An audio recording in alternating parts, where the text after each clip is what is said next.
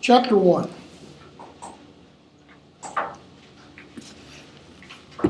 Of HalfBlood Prince. Notice, like book 4, this doesn't begin at number 4 Privet Drive. Okay, again, she's taking the kind of the formula and throwing it out the window. And the title's a little bit misleading. The Other Minister. Nearing midnight, Prime Minister sitting alone in his office, reading a long memo, blah, blah, blah, blah, blah. Okay? Prime Minister is the British Prime Minister. Okay? And we get a description of what's going on in the country. Bottom of that first page. How on earth was his government supposed to have stopped that bridge collapsing? It was outrageous for anybody to suggest that they were not spending enough on bridges. The bridge was less than 10 years old. Best experts were at a loss to explain why it had snapped cleanly in two, sending a dozen cars into the watery depths of the river below. And how dared anyone suggest that it was a lack of policemen that had resulted in those two very nasty and well-publicized murders? Or that the government should have somehow foreseen the freak hurricane in the West Country that had caused so much damage to both people and property? And was it his fault that one of his junior ministers, Herbert Chorley, had chosen this week to act so peculiarly that he was now going to be spending a lot more time with his family? Okay. So we find out there's chaos. And then on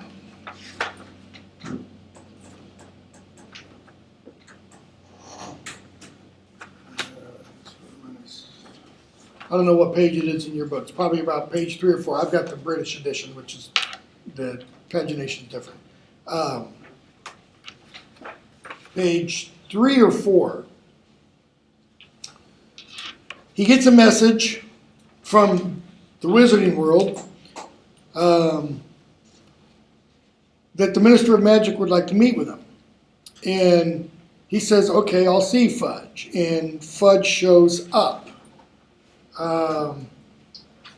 Fudge gets there. It says, difficult to know where to begin, muttered Fudge, pulling up the chair. What a week, what a week.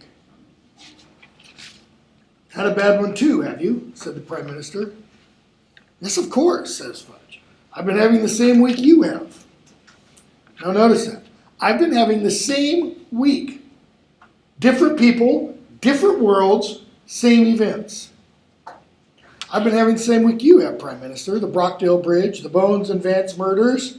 There's Amelia Susan Bones, one of the interrogators at Harry's trial, and Emmeline Vance, one of the people that Mad-Eye Moody showed Harry from the original Order of the Phoenix.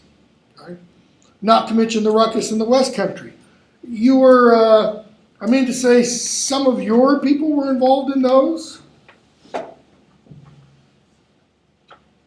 Fudge, of course they were. Surely you've realized what's going on. And the Prime Minister kind of stops. Okay? And we get a fairly long description of why the Prime Minister doesn't like these visits with Fudge. Okay? And we pick back up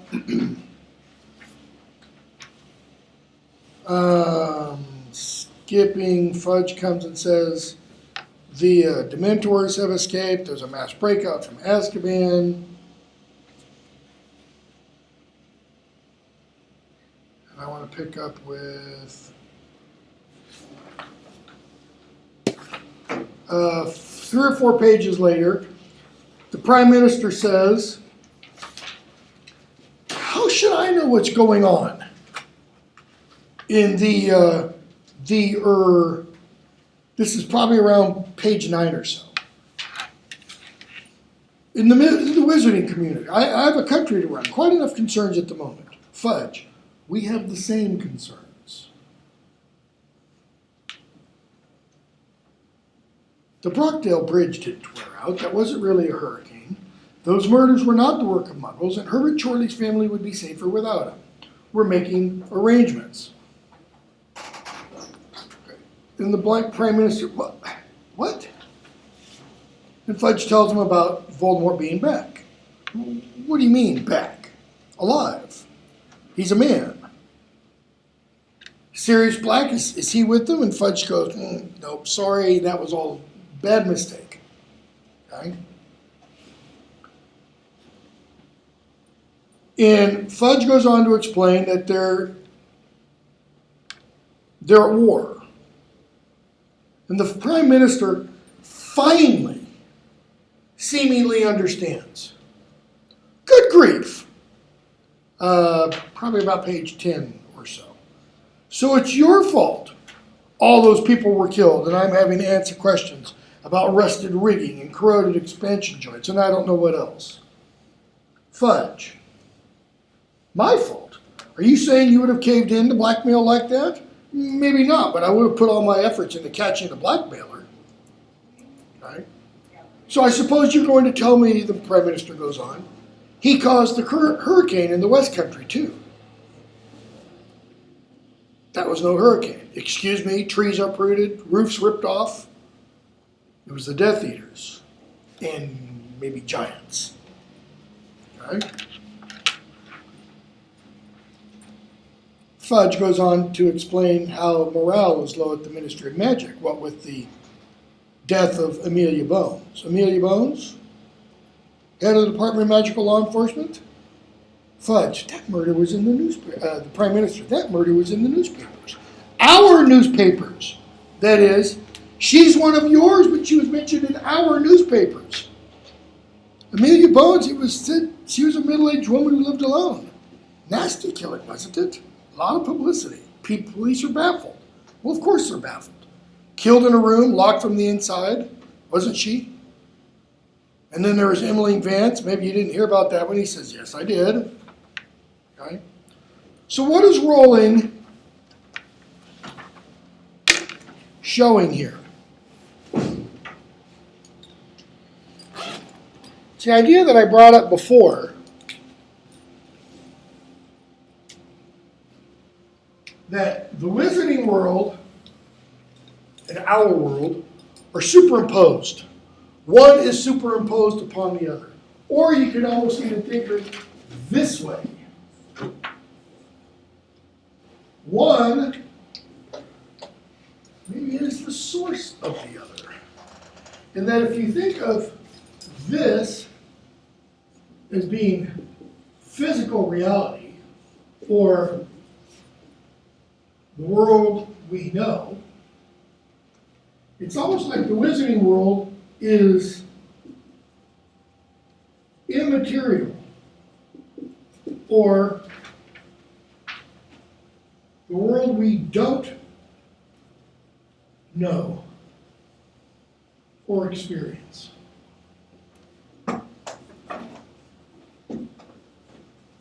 The spiritual world, as opposed to the physical world.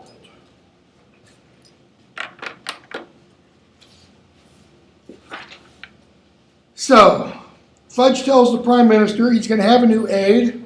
He's going to be one of ours, Kingsley Shacklebolt. He's there to protect the Prime Minister. And to tell him that Fudge is no longer Minister of Magic. Rufus Scrimgeour is now the Minister of Magic, who does show up. Okay? So we come to chapter 2, Spinner's End.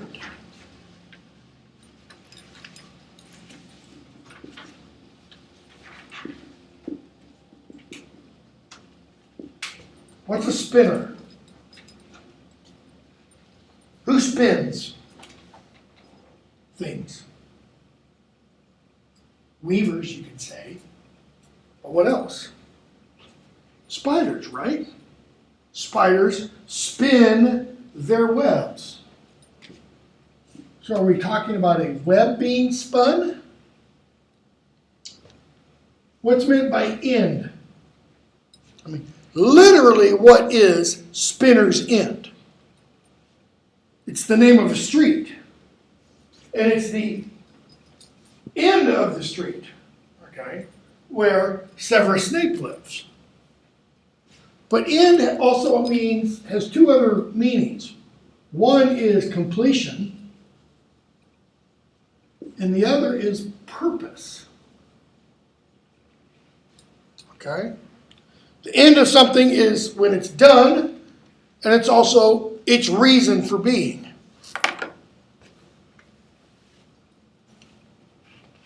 So, we see Bellatrix and Narcissa. And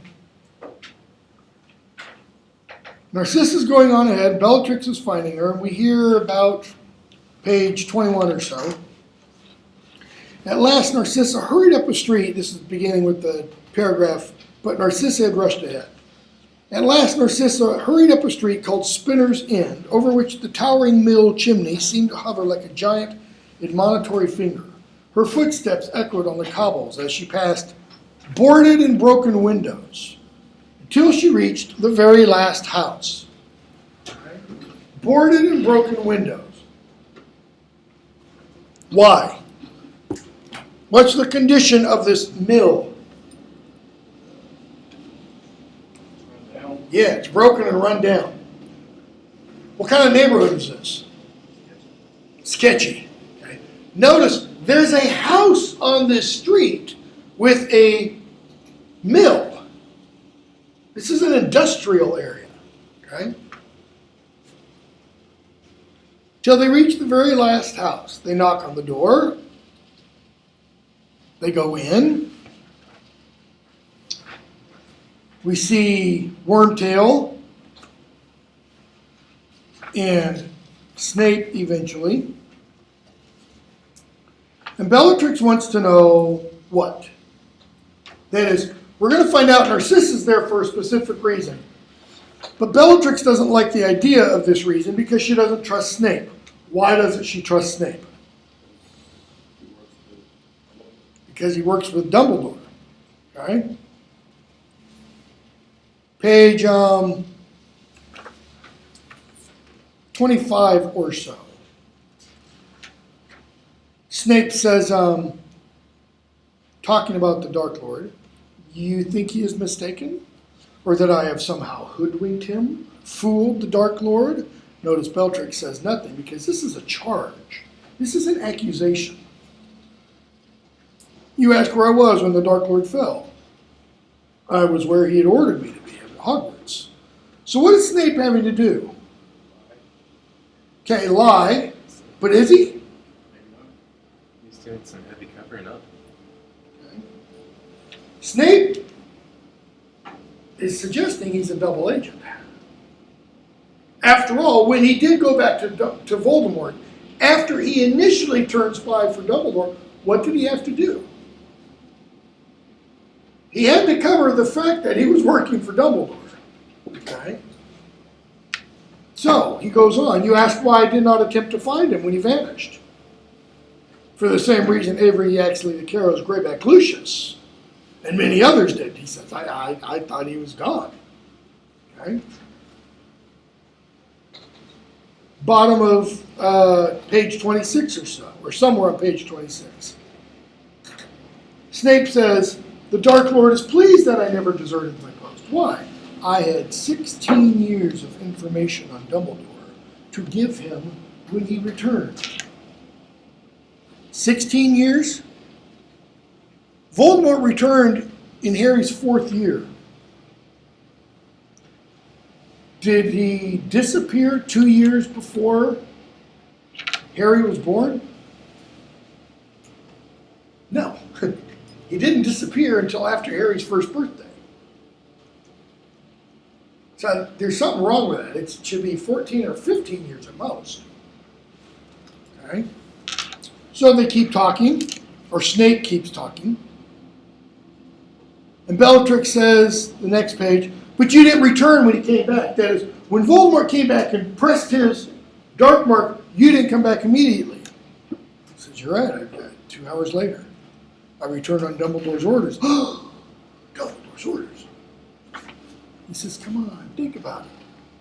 By waiting 2 hours, just 2 hours, I ensured I could remain at Hogwarts as a spy. By allowing Dumbledore to think I was only returning to the Dark Lord's side because I was ordered to.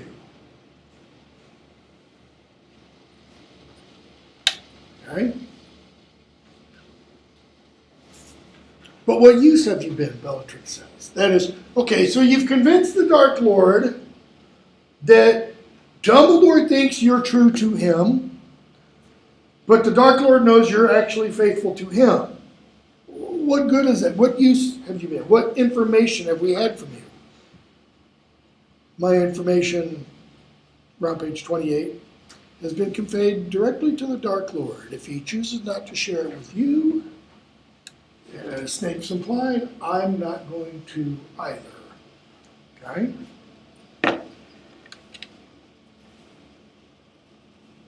They keep talking. I'm going to skip a bit. And pick up around page 30. Snape says, I played my part well. And you overlook Dumbledore's greatest weakness. He has to believe the best of people. What did Hagrid say about Dumbledore in book 4? Just then. He believes the best of people. He believes people can change. Okay?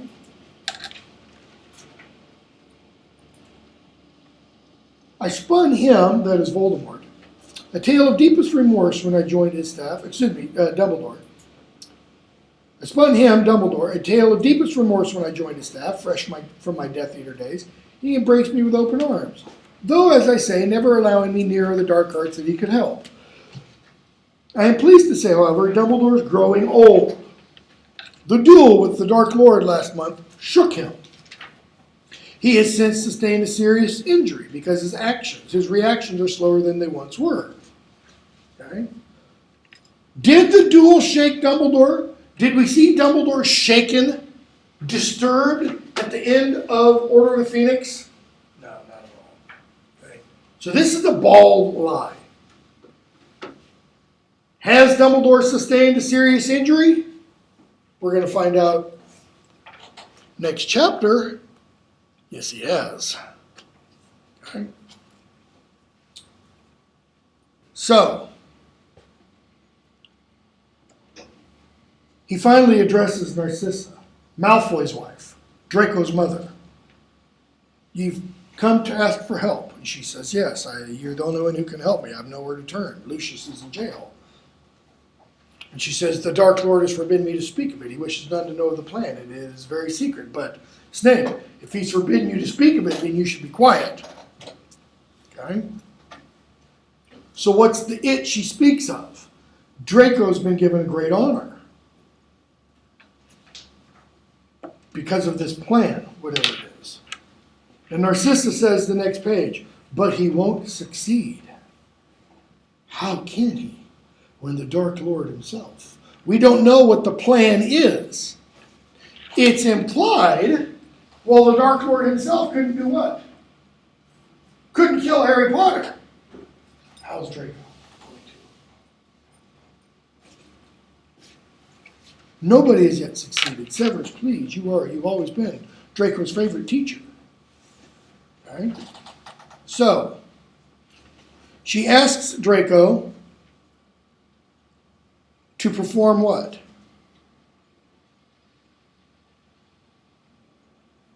The unbreakable vow. And he does. And what's he say? Will you, Severus, watch over my son Draco, last page, as he attempts to fulfill the Dark Lord's wishes? I will. And will you, to the best of your ability, protect him from harm? I will. And should it prove necessary, if it seems Draco will fail, will you carry out the deed that the Dark Lord has ordered Draco to perform? I will. Okay. And what do we know about the unbreakable vow? If you break it, you die. So here the novel opens with Snape promising, vowing to do whatever the deed is Draco is supposed to do, or he will die for not doing it. Okay? Next chapter, will and won't. We see the Daily Prophet. Harry Potter, the chosen one. A second newspaper lay beside the first. Scrimgeour succeeds Fudge. Okay? Another newspaper with the headline, Ministry Guarantees Student Safety. And beside this, Harry has a purple leaflet, okay, lying on the floor. And this is a leaflet with what kind of information?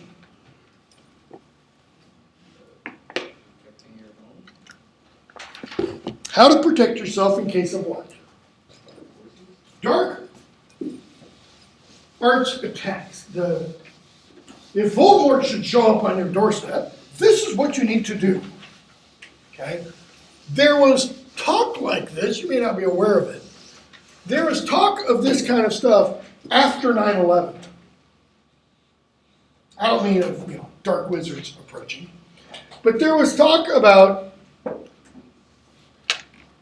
if there were a radiological bomb, if there were a dirty bomb, what could you do? And the government actually produced pamphlets and put out information like, get plastic bags and duct tape and tape them over your windows so that the radiation won't come through. Really? Do the old kind of thing I had to do as a kid in the 60s. If you see a bright flash, do the old duck and cover. Really? Hide under a desk? If a nuclear bomb goes off in your neighborhood, in your city, that's going to help. Okay? So what are some of these pieces of advice? Don't leave the house alone. Well, duh. Wherever possible, arrange to complete journeys before night has fallen. Have security questions with close friends. That is, make sure you know that they are who they say they are. Why? What do we know dark wizards can make people do? Put them under Imperious curse and stuff. Okay? And you can also do the Polyjuice potion. Okay? So, Harry rereads his letter from Dumbledore about when Dumbledore will come to pick him up. And it's this day that Dumbledore is coming. Notice Harry never showed or never told the Dursleys. So Dumbledore shows up, and this is around page 45. He's standing there in the doorway. Okay. Closes the door behind him after saying, judging by your look of stunned disbelief, Harry did not warn you that I was coming. Let us assume that you have invited me warmly into your house. It's unwise to linger overlong on doorsteps. Okay? And Dumbledore kind of goes on talking. He sees Harry, greets him, and finally Vernon speaks. I don't mean to be rude. Dumbledore, yet sadly accidental rudeness occurs alarmingly often. What does he mean by accidental rudeness? I don't mean to be rude. That means I'm not going out of my way. Dumbledore is saying, yeah, but people are still rude nonetheless. Okay? So, Petunia comes in. Dumbledore introduces himself and says, we have corresponded, of course. Really? What kind of correspondence? The letter Dumbledore leaves and the howler. Well, we're going to learn there's been more correspondence than that. Petunia has written Dumbledore. Petunia wrote Dumbledore after Lily went off to school.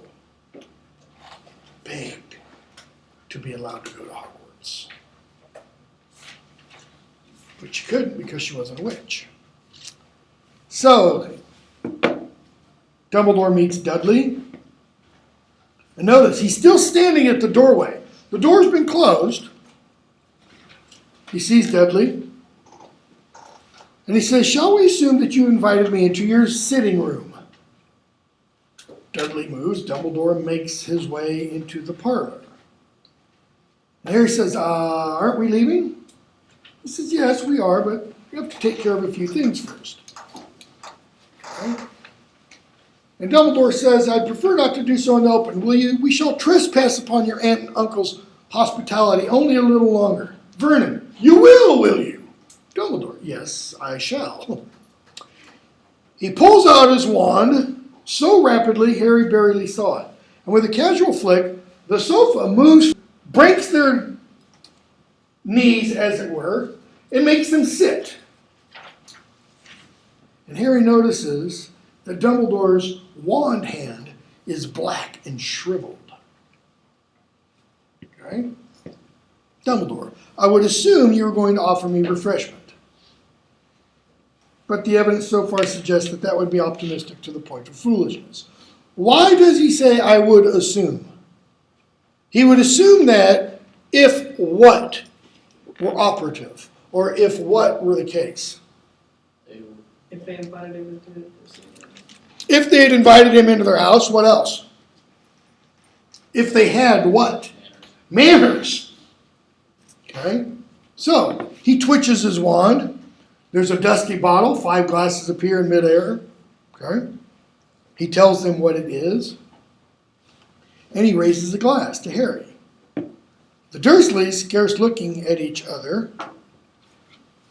Harry thinks Dumbledore's having a time of his life. So,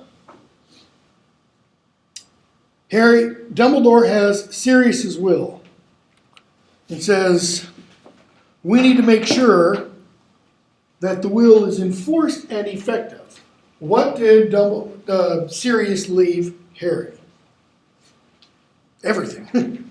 Number 12 Grimmauld Place and all that it contains, including Creature. Okay. So as Dumbledore and Harry talk, the glasses that he conjured for the Dursleys keep sitting next to them. Okay. Harry looked, and all 3 of the Dursleys, this is around page 47 or so, all 3 of the Dursleys, or maybe it's 49 or so. Yeah, 49 or so. All 3 of the Dursleys have their arms over their heads because their glasses are bouncing up and down on them. Why? What are the glasses doing? Or, let me put it this way. What is Dumbledore attempting to do with the glasses? Keep them as ritual. Okay. He has poured them drinks. Manners suggest you take it if it's offered. So, Dumbledore clicks his wand again, and there's Creature. Harry has to give Creature commands to show that Creature really belongs to him. So, he does. Creature obeys. That part is proven. So now Dumbledore has to direct the Dursleys themselves. About page 52 or so. He says, just one last thing then. As you will no doubt be aware, Harry comes of age in a year's time. Aunt Petunia, no. Dumbledore, I'm sorry. No, he doesn't. He's a month younger than Dudley. Gutters doesn't turn 18 until the year after next. Okay. Dumbledore, but in the wizarding world we come of age at 17. Harry's 16 in this book. So, he goes on and explains Voldemort's returned. And he says, and I left you a letter when I left Harry on your doorstep 15 years ago. And the letter explained about his parents' murder and expressed the hope that you would care for him as though he were your own. He pauses. Harry notices a kind of chill emanating from him. Notices that the Dursleys get closer together. And Dumbledore says, you did not do as I asked. You have never treated Harry as a son. He has known nothing but neglect and often cruelty at your hands. The best that can be said is that he has at least escaped the appalling damage you have inflicted upon the unfortunate boy sitting between you. What is the appalling damage that Dudley has suffered? He's a spoiled brat. They look at each other. Us? Mistreat Dudders? What do you... begins Uncle Vernon. Dumbledore raises his finger and Vernon shuts up. The magic I evoked 15 years ago means that Harry has powerful protection while he can still call this house home. However miserable he has been here, however unwelcome, however badly treated, you have at least grudgingly allowed him house room. This magic will cease to operate the moment Harry turns 17. In other words, the moment he becomes a man. I only ask this, that you allow Harry to return once more to this house before his 17th birthday, which will ensure that the protection continues until that time. None of the Dursleys said anything. Dudley was frowning slightly, still trying to work out how he'd been mistreated. Uncle Vernon looked as though he had something stuck in his throat. Aunt Petunia, however, was oddly flushed. Why is she flushed? What does flushed mean? What's happened to her complexion? Blushing. She's blushing. Why? Okay. Why would she be embarrassed? Yes. She's embarrassed and ashamed because Dumbledore has just kind of held the mirror up and said, look how you treated this boy. Okay? She feels guilt. So Dumbledore says, all right, Harry, time for us to go. Harry, bye. So Dumbledore sends Harry's stuff on along, and we get chapter 4. Horace Slughorn tells Harry keep his wand at the ready, and Dumbledore says, I don't think you need worry about being attacked tonight. Harry, why not, sir? Dumbledore, because you're with me. Okay. They get at the end of the street, and Dumbledore apparates with Harry off to another building, another town.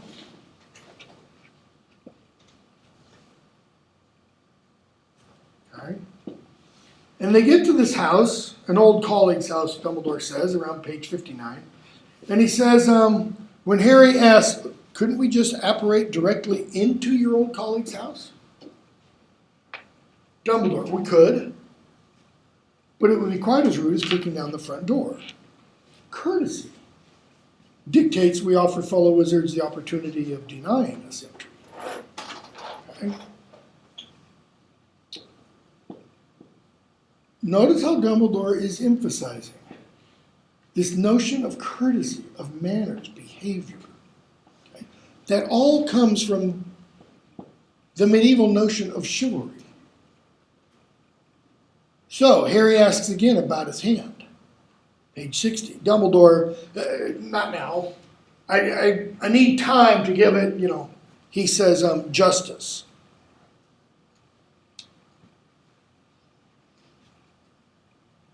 They keep talking, and Harry asks Dumbledore about Inferi. What are they? Dumbledore, they're corpses. Dead bodies that have been bewitched to do a dark wizard's bidding. In other words, they're the walking dead. They're zombies.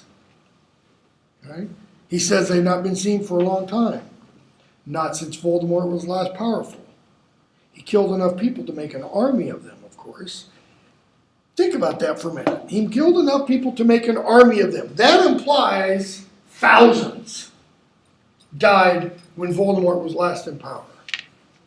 Okay? So they go into Slughorn's house, and it looks like the place has been raided. But Dumbledore realizes Slughorn is there, and they talk. He talks Slughorn into coming back to school, coming back to Hogwarts. But how does he do it? What's his ace in the hole? Harry. Harry. what do we learn about Slughorn? Between this, the Slug Club, and other things. What motivates Horace Slughorn? Getting to know his students. Okay, all students? No, only select bunch. Prestige. What marks that select bunch? Prestige, power, influence? Okay. This is a guy who's interested in all of those things, in being well connected. So, he's got the opportunity to teach Harry Potter. Yeah, I'll come back for that. He talks to Harry a little bit about Harry's mother. Okay.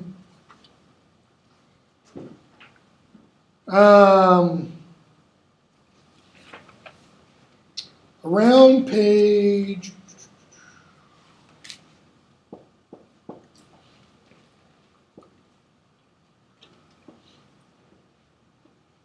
let's see. Yeah, page 73, 72 maybe. They've left and Harry and Dumbledore are talking. And Dumbledore says, I tell you all this not to turn you against Horace, or as we must now call him, Professor Slughorn, but to put you on your guard. He will undoubtedly try to collect you, Harry.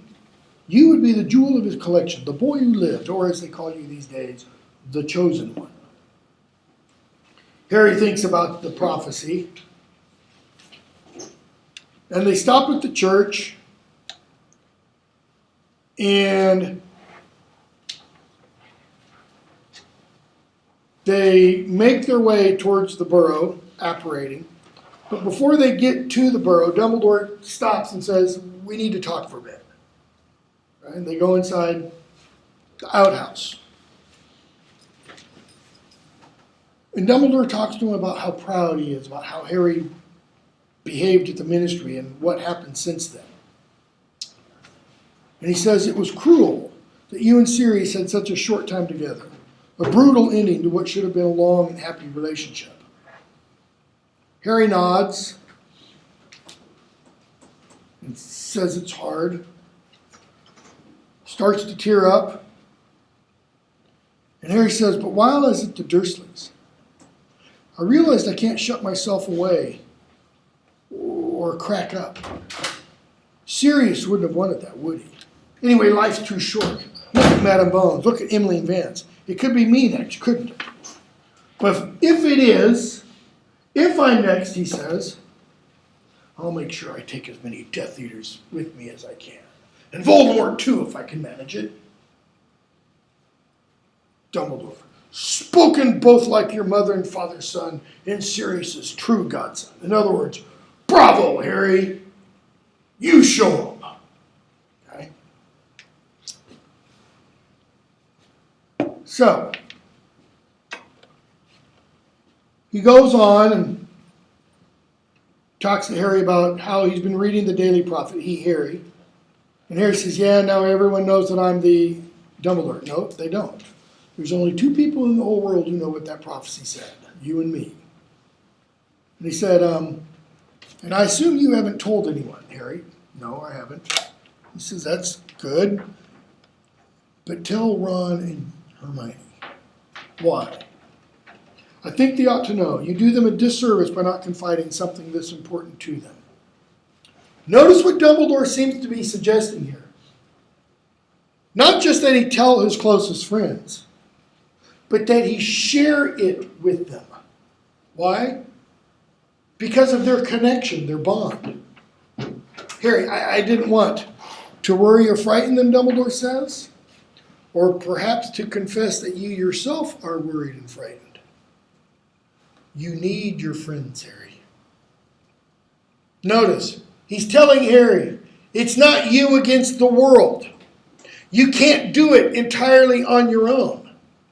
You're not Superman. And, as you so rightly said, Sirius would not have wanted you to shut yourself away. He's saying, open yourself up to your friends. So, Dumbledore tells Harry, on another subject, you're going to have private lessons with me. Harry, with you? I think it's time I took a greater hand in your education. What will you be teaching me? Yeah, a little bit of this, a little bit of that. What's Harry thinking? What's going on in his mind when Dumbledore says, I'm going to give you private lessons? What did he see in the death room when Dumbledore arrived? He just kind of and made a lasso out of something that tied up all the other Death Eaters. He's probably thinking, oh yeah, I want to learn how to do that. I want to learn to do some of what he does. Harry, so I won't have occlumency lessons with Snape, will I?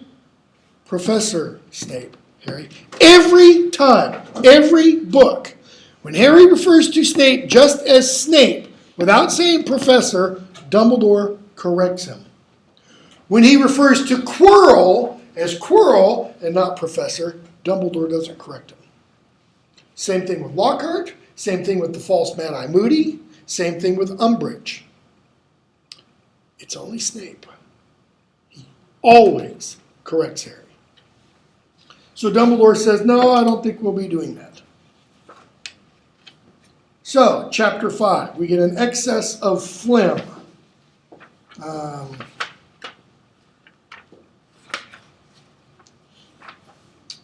see here, I'm going to skip a bunch. We see Fleur Delacour staying at the Weasleys because she and Bill are engaged. And we get Harry's Owls, page 102. A in astronomy, or outstanding in astronomy, exceeds expectations in care of magical creatures, same in charms, outstanding in defense against the dark arts, poor in divination, exceeds expectations in herbology and potions and transfiguration, and dreadful in history of magic. Okay? Chapter 6, Dracos Detour. They go off to Diagon Alley. They see Fred and George's new store. Harry sees Malfoy, follows him, sees Malfoy try to buy something. Okay, we're going to skip a bunch again. Chapter 7, the Slug Club. I'm going to skip a bunch.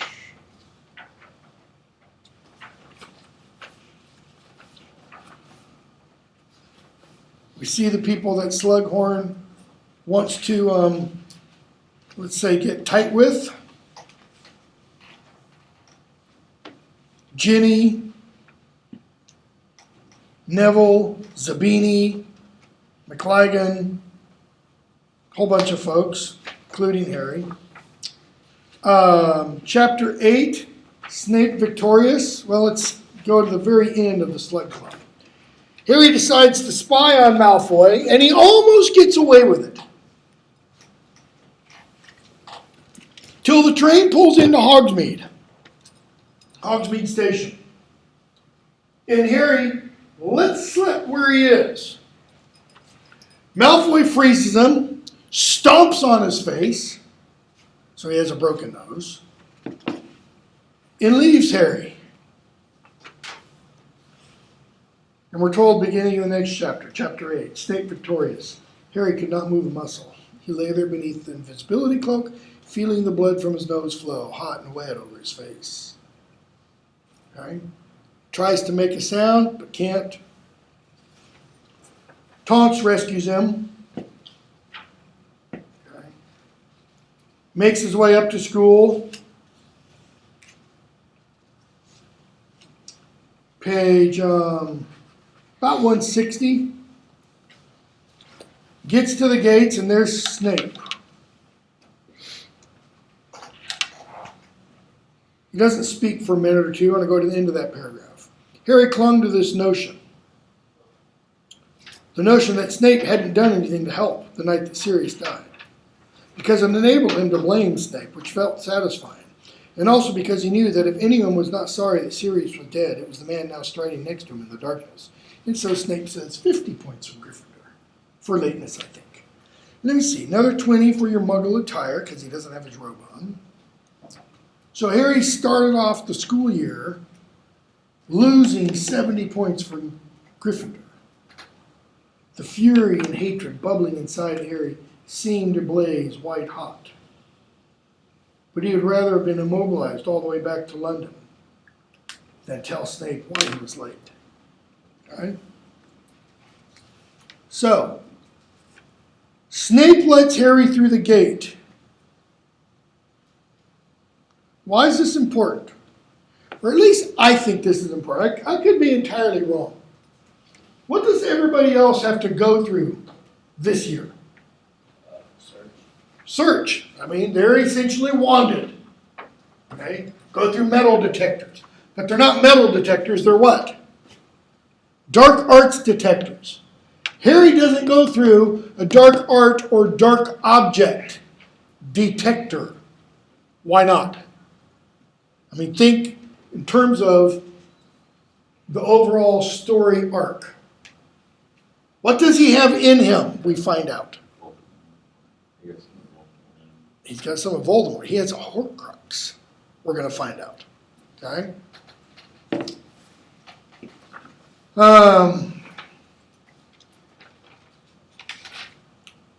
Let's see here.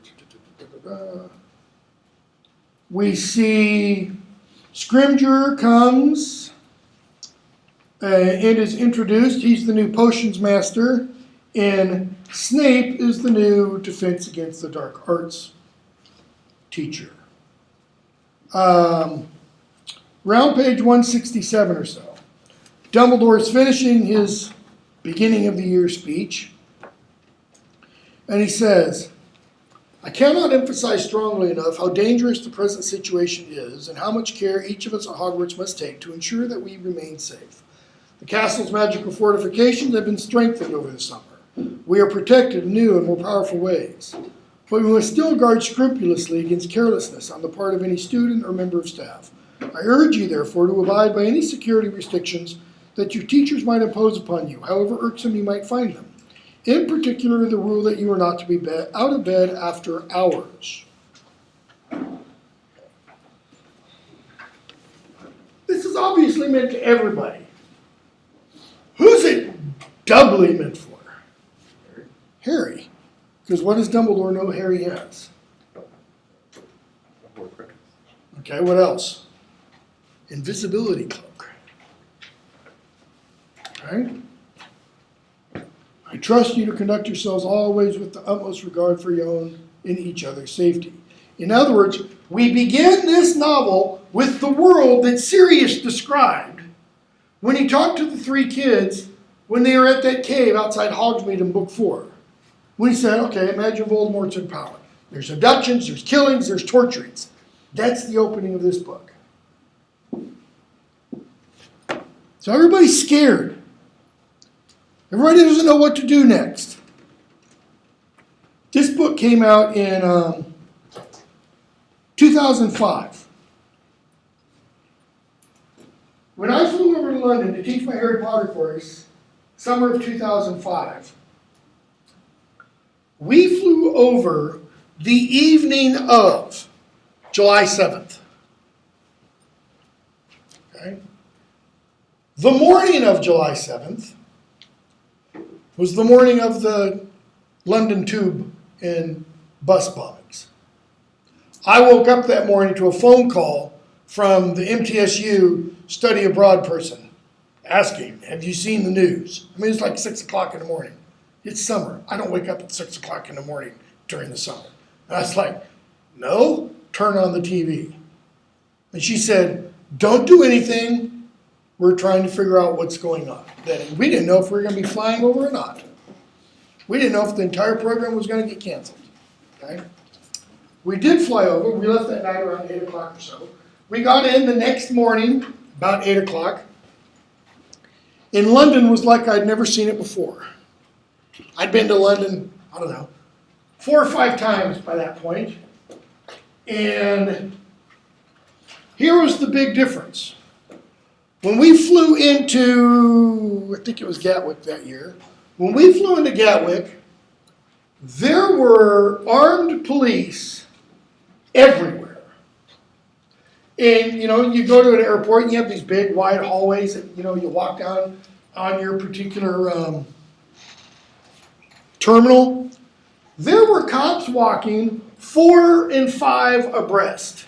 That is side by side, semi-automatics out, hand on the finger on the trigger guard. Okay. First of all, in London, you never see weapons. Police don't carry. Regular police don't or didn't carry weapons. They didn't even have handguns. Okay? This time, all cops were armed.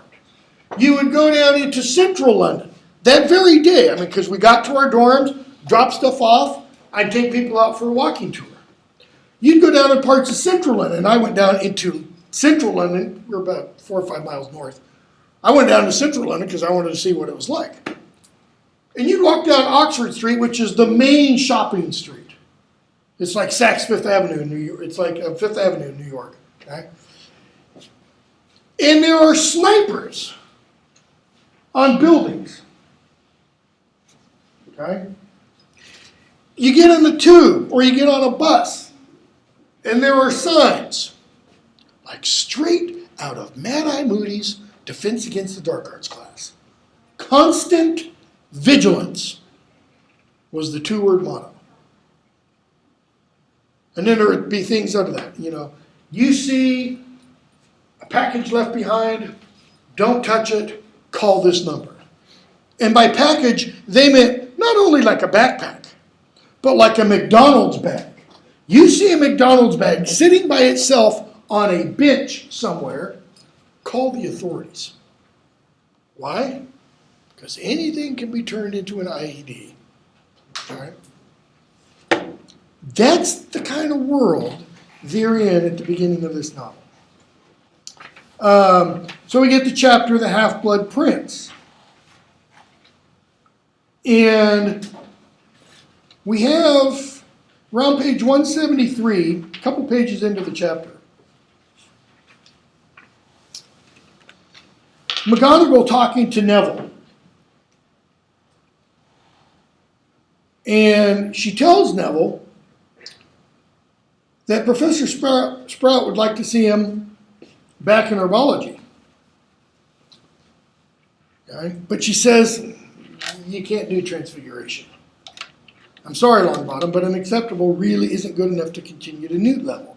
He hangs his head down. Why do you want to go on with transfiguration, she asks. I've never had the impression you like it. My grandmother once. It's high time your grandmother learned to be proud of the grandson she's got, rather than the one she thinks she ought to have. And then notice what McGonagall says. Particularly after what happened at the ministry. What does she mean by that? She's saying, Neville, you're badass. Look what you did. You took on Death Eaters at the Ministry of Magic. Your grandmother should be proud of you. Professor McGonagall had never paid him a compliment before. Okay? So she tells him, take charms. Neville, my grandmother thinks charms is a soft option. McGonagall, take charms. And I shall drop Augusta a line reminding her that just because she failed her charms owl, the subject is not necessarily worthless. That's why grandmother doesn't like it. Okay. Also, what does that imply? McGonagall was a teacher at the school when Neville's grandmother was there. What did we find out in Order of the Phoenix? How long has McGonagall been teaching at Hogwarts? 47 years, I think it is. It's either 47 or 49. Okay? In other words, she's pretty old. We're not told how old Neville's grandmother is.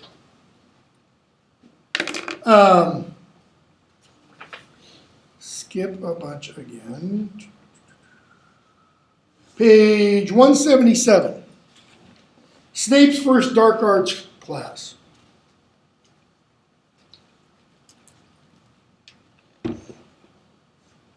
He tells them, you have had 5 teachers in this subject so far, I believe. Harry, you believe? Naturally, these teachers will all have had their own methods and priorities. Given this confusion, I'm surprised so many of you have scraped an owl in this subject. I shall be even more surprised if all of you manage to keep up with the Newt work, which will be much more advanced. Okay. Who are the 5 teachers they've had? Quirrell, failure. Lockhart, failure. Lupin, good teacher. Okay.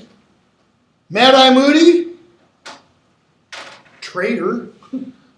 Evil, but good teacher. Umbridge, horrible. So out of the 5 years, they've had 2 who've known what they were doing. So Snape goes on. The dark arts are many, varied, ever-changing, and eternal. Fighting them is like fighting a many-headed monster, which each time a neck is severed sprouts a head even fiercer and cleverer than before. You are fighting that which is unfixed, mutating, indestructible. In other words, you can never defeat evil. That's what he's saying. Harry thinks that Snape is talking like a lover. Your defenses must therefore be as flexible and inventive as the arts you seek to undo. In other words, to be good at defense against the dark arts, what must you be able to do? The dark arts. Okay, possibly. Can Harry do the dark arts? No, but he's pretty good at defending. So what else?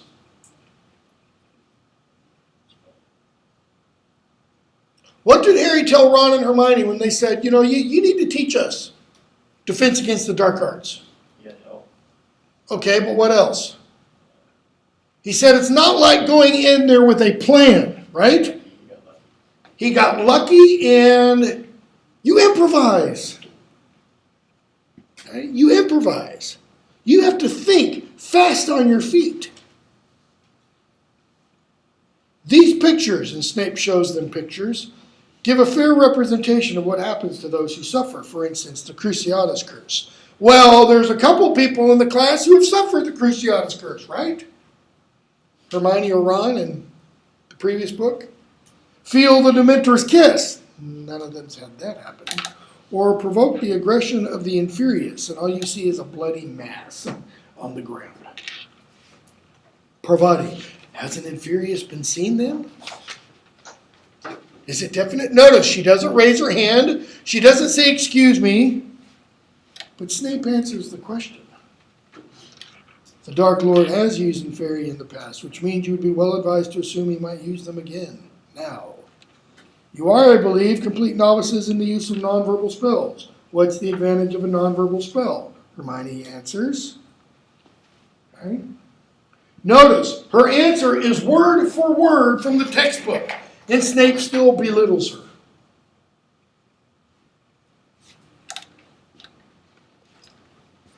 So, he divides them up, and they have to use nonverbal spells. And when Harry and Snape do it, Harry doesn't use the nonverbal spell. Okay?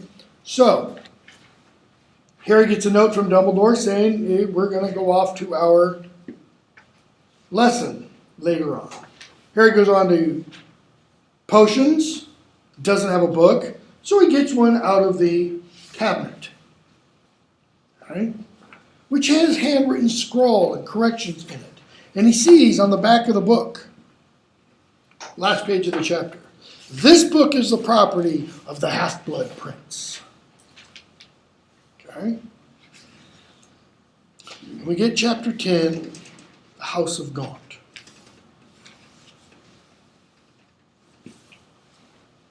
Harry goes off to meet with Dumbledore. And Dumbledore has taken care of Harry's detention. Says you'll do it next week.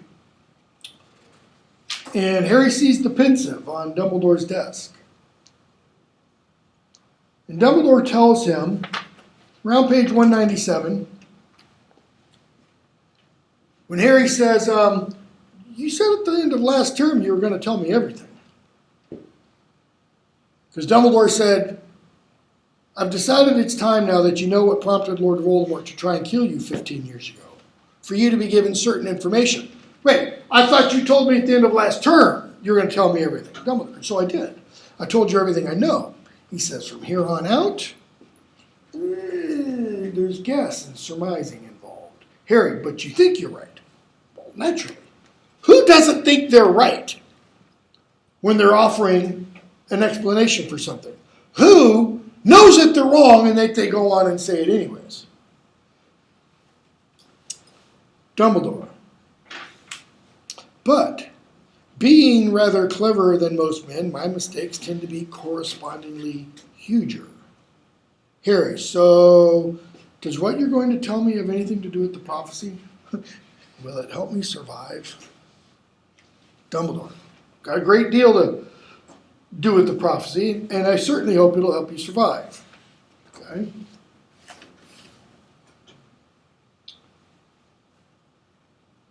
So Dumbledore pulls out a bottle, and he tells Harry, we're going to go down Bob Ogden's memory lane. They go into the pensive, and they come up to a road sign, Great Hangleton, 5 miles, Little Hangleton, 1 mile. They keep walking on along. Bob Ogden goes to this shack. And he meets a man. He says, you're not welcome. And so they observe Bob Ogden's interactions with this man, and Dumbledore tells Harry, while they're in the dream or memory, you could understand it, right? Harry, yeah, but why can't Ogden? He's speaking Parseltongue. Okay?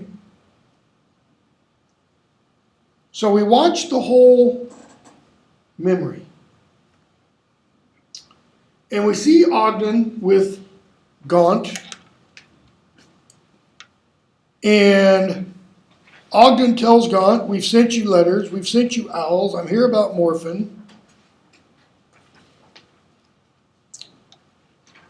And we meet, page 204 or so, Merope, Gaunt's daughter. Ogden tells her hello. So Ogden says exactly why he's there. Your son Morphin performed magic in front of a muggle last night. Merope drops her pot. Okay. We see Gaunt treat his daughter horribly. He says, anyways, reason for my visit, I heard you the first time, this is page 205, and so what? Morphin gave a muggle a bit of what was coming to him. What about it then? Morphin has broken wizarding law. Morphin has broken wizarding law. Gaunt imitates his voice. Okay? Ogden says, I'm head of the magical law enforcement squad. You think we're scum, do you? Okay?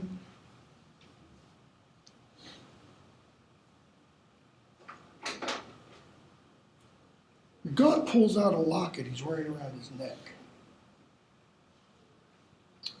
and shows it to Ogden. He says, see this? Or a locket that Merope was wearing around her neck. See this? He says, this is Slytherin's. We're his last living descendants. What do you say to that?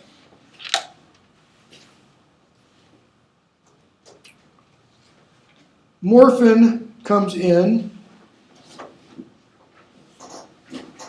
and Ogden keeps talking. Okay? And Morphin tells them that his sister Merope page 209 or so, likes looking at that muggle. She hangs out of the window to look at a muggle. And God says, is it true, my daughter, pure-blooded descendant of Salazar Slytherin, hankering after a filthy, dirt-veined, mudblood, in other words, kind of muggle? Morphin, but I got him, Father, I got him as he went by, and he didn't look so pretty with eyes all over him, did he, Marape? Okay. And God calls his daughter a squib, you disgusting little squib. Okay. So, Dumbledore and Harry come out of the dream. Page 210. And Dumbledore says, I think that will do, Harry. Harry, what happened to the girl in the cottage? Notice, he's immediately concerned about her welfare. Oh, she survived. Okay. Marvolo, who had injured several ministry employees in addition to Ogden, received 6 months. Harry, what? Marvolo? That's right. Glad to see you're keeping up. What does he mean? Dumbledore let slip that little name, trying to see if Harry would put 2 and 2 together. Harry, that old man was Voldemort's grandfather. Marvolo Gaunt. Marvolo, his son Morphin, and his daughter Marape were the last of the Gaunts, a very ancient wizarding family noted for a vein of instability and violence that flourished through the generations due to their habit of marrying their own cousins. Harry, so Marape was, does that mean that she was Voldemort's mother? It does. And we also saw a glimpse of Voldemort's father. I wonder whether you noticed. The muggle, Morphin attacked. The man on the horse, very good. That was Tom Riddle Sr., the handsome muggle who used to go riding past the Gaunt cottage and for whom Marape Gaunt cherished a secret burning passion. Harry, they ended up married? As he said that in disbelief, unable to imagine 2 people less likely to fall in love. Well, what does Harry think love is composed of? Mutual attraction, mutual affection. Dumbledore, you forget she was a witch. I do not believe that her magical powers appeared to their best advantage when she was being terrorized by her father. Can you think of any measure Marape could have taken to make Tom Riddle forget his muggle companion? Harry, Imperius Curse? Love potion? Dumbledore says, I think it was a love potion. I'm sure it would have seemed more romantic to her, page 212, and I do not think it would have been very difficult some hot day when Riddle was riding along to persuade him to take a drink of water. In any case, within a few months of the scene we just witnessed, village of Little Angleton enjoyed a tremendous scandal. The squire's son ran off with the tramp's daughter. Bear in mind, what kind of house did Tom Riddle Sr. live in? That great big house on the hill. Dumbledore. Tom Riddle Sr. never mentioned her name or existence from that time forth.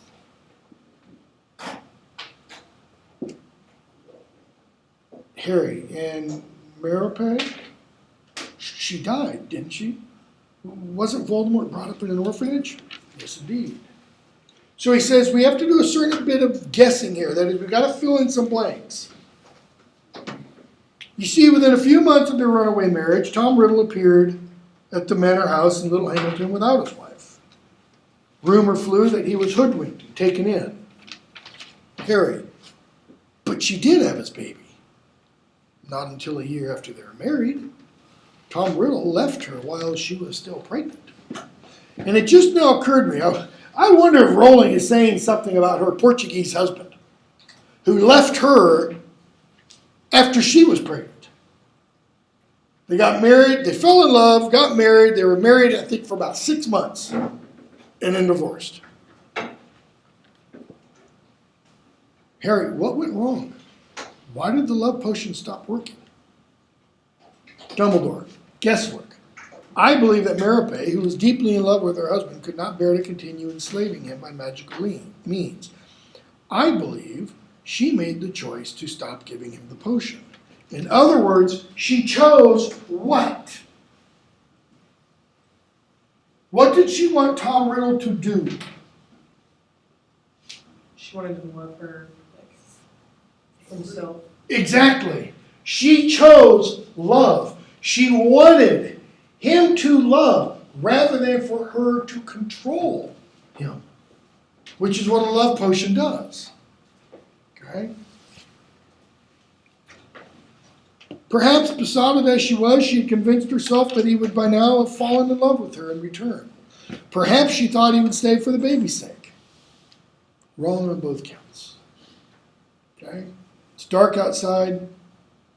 Dumbledore says, "That's enough for tonight, Harry."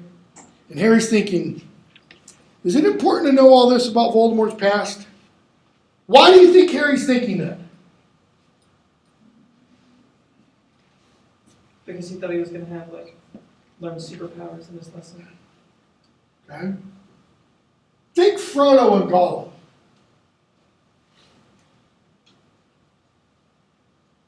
Frodo says, he's just an enemy, he deserves death. Gandalf says, deserves it? I dare say he does. But he says, Bilbo began his ownership of the ring with pity and mercy. Okay? And it's because of that pity and mercy that Bilbo wasn't cursed, essentially, by the ring. And he goes on to say, Gandalf goes on to say, that because of that pity and mercy, you know, Frodo's life is now kind of bound in with Gollum's.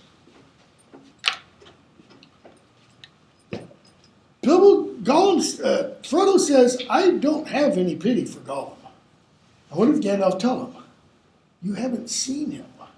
I don't want to. Why doesn't he want to? Because he doesn't want to feel any pity. What Dumbledore's doing here is he's taking Voldemort and doing what to him? It's making him a person. Yeah, he's humanizing him. He's making him less a monster and more a person, and a person whose actions are based upon his experiences. Is it important to know all this? Very important. It's got something to do with the prophecy, everything to do with prophecy. And I could tell Ron and Hermione. Mm-hmm. Harry asks again, sir, that ring? Yes. He sees the ring on the desk. You were wearing it when we visited Professor Slughorn, so I was. Isn't that the same ring Marvolo Gaunt showed Ogden? Dumbledore, yep. Have you always had it? No, I acquired it very recently, a few days before I came to fetch you from your aunt and uncle's, in fact. Around the time you injured your hand? Yeah, around that time, Harry. How exactly? Notice, he lets Harry ask questions up until a certain point. And then it's like, time for bed.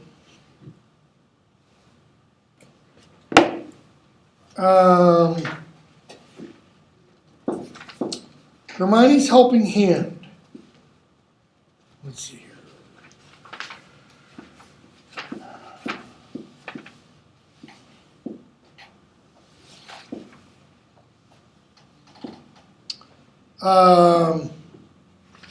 Around page 233, they're talking about when they arrived at school. And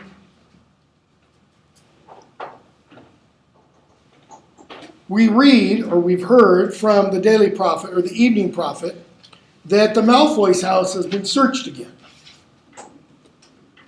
by Arthur Weasley. Harry said, yeah, I told him. I told him at King's Cross about Malfoy and that thing he's trying to get Morgan to fix. If it's not at the house, he must have brought it, whatever it is. Hermione, but how can he have done, Harry? We were all searched when we arrived, weren't we? Harry, were you? I wasn't. Oh, no, of course you weren't. I forgot you were late. Well, Filch ran over all of us with secrecy sensors. Any dark object would have been found. Okay? Harry, well, then somebody sent it by Al. We don't know what that is. But we discover what that is in the chapter Silver and Opals. Let's stop there. We'll pick up with chapter 12 on Tuesday.